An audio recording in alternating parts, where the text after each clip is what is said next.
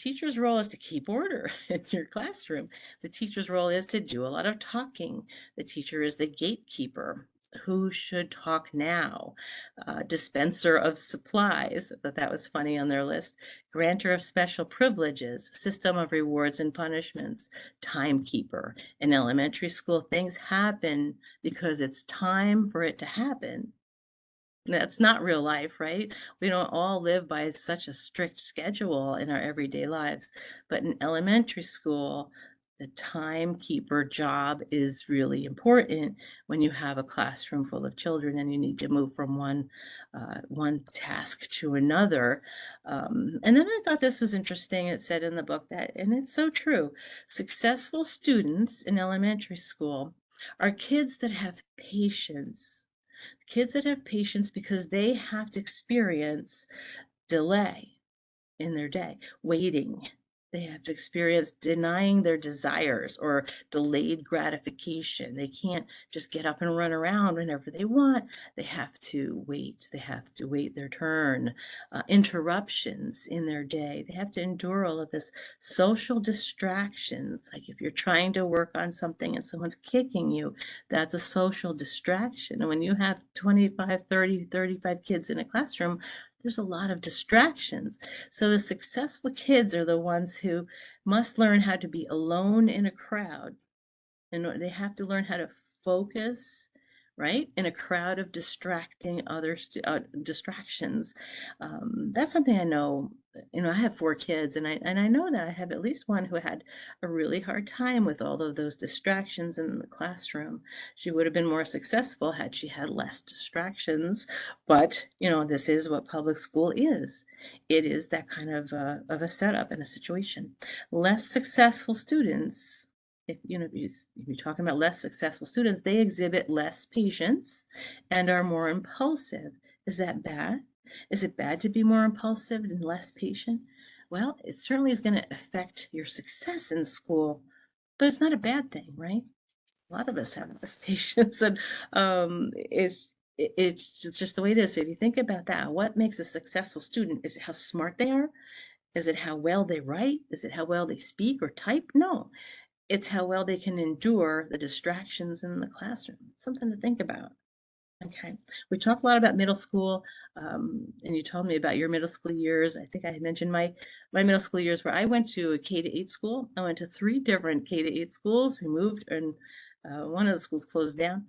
I was able to experience how different the cultures are in 3 different schools that were really set up and designed the same way. One culture was a culture of total fear of the principal of the school. Everyone was fearful of her, including the teachers, which I learned about later when I became really good friends with my 2nd grade teacher on Facebook. And she told me about how it was a culture of fear even among the teachers. Um, and then my 2nd school was much more laid back. I was able to actually meet people, enjoy my day, and it was more of a city atmosphere because the school was in a city, but I really flourished making new friends there.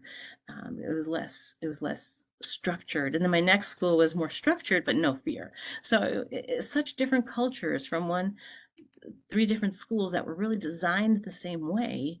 But the culture in the school, the atmosphere of the teachers' relationships with one another and with the students was very different. So you want to look for that when you're looking for a school to work in. If you find you get a job in a school that's got a culture that doesn't quite jive with what you think a culture in a school should be, maybe you want to find another school. I don't know. I'm kidding. Oh, and we talked a lot about middle school, so I'm not going to talk too much more about middle school. Thank you again for your your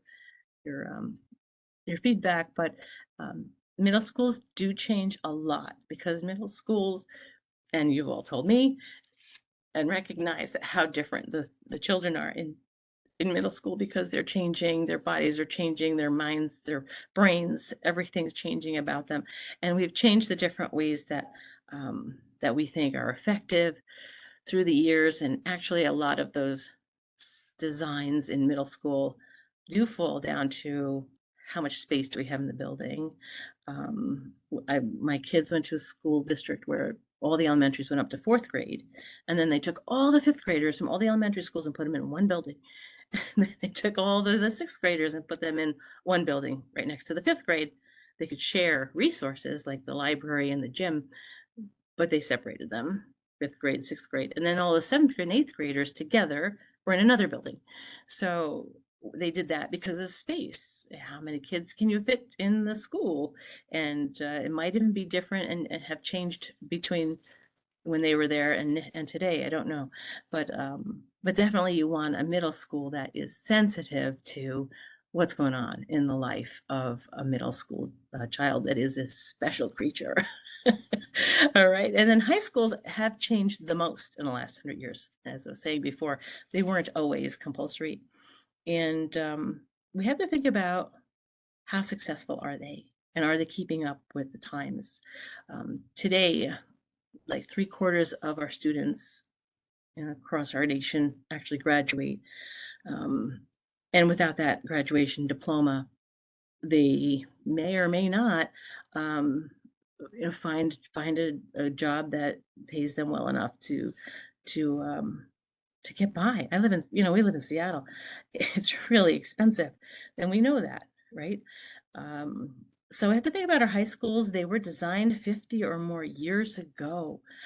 I'm talking about curriculum now, not the building space, but the curriculums. Are they obsolete or are they still effective today? How effective are they? How can they change to fit the students' needs?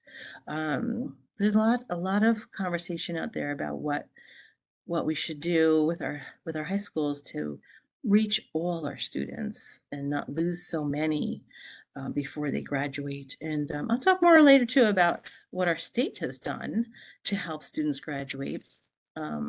It's really well, I'll say it now. It's really great.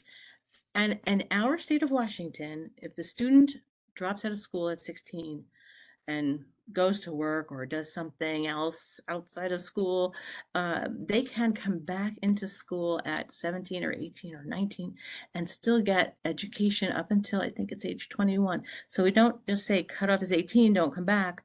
We have the funds in the state school system to educate these students up until they're 21. So we have extended the year or the cutoff where the funds are available.